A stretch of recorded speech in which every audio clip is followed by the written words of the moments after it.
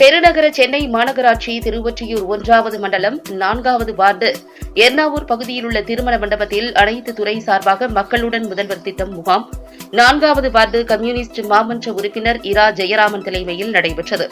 இந்த முகாமில் 1வது மண்டல குழு தலைவர் திமு தனியரசு நேரில் பார்வையிட்டு ஆய்வு செய்து பொதுமக்கள் அளிக்கும் கோரிக்கை மனுக்கள் மீது உடனடியாக நடவடிக்கை எடுக்கும்படி அனைத்து துறை அதிகாரிகளுக்கும் அறிவுறுத்தினார்.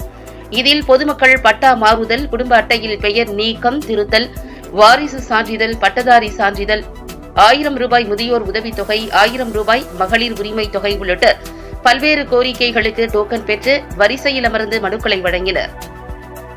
பப்ளிக் நியூஸ் டிவி செய்தியாளர் கிருஷ்ணகுமார். மக்களுடன் முதல்வர் திட்டத்தின் அடிப்படையில் 4வது வார்டில் இன்று மக்கள் வரவழைத்து அவருடைய கோரிக்கைகளை அனைத்து துறைகளில் இருந்தும் வந்து அதிகாரிகள் முறைப்படுத்தி பார்த்து கொண்டிருக்கிறார்கள். குறிப்பாக வீட்டு வசதி வாரம், வீடற்றவர்களுக்கான வீடு வேண்டும் என்ற கோரிக்கை அதிகமாக வந்திருக்கிறது.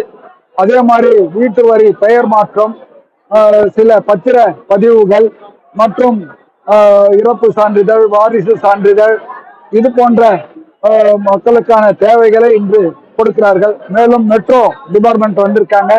அங்க குடிநீர் இணைப்பு, பாதாள சாக்கடை இணைப்பு அல்லது கழிவுநீர் அடைப்பு போன்ற பிரச்சனைகள் மக்கள் இங்கு கொண்டு வந்திருக்கிறார்கள். சாலை வசதிகள் தேவை என்று கேட்டு வந்திருக்கிறார்கள். இது போன்ற மக்களுடைய அன்றாட பிரச்சனைகளை முதல்வர் நேரடியாக கவனிக்கும் விதமாக இன்று பெறப்படக்கூடிய இந்த மனுக்கள் இங்கேயே அவர்களுக்கு பதில் அளிக்க வேண்டியவைகளுக்கு பதில் அளிக்கப்படுகிறது. மற்ற முதல்வரின் கவனத்திற்கு கொண்டு செல்லப்படுகிறது.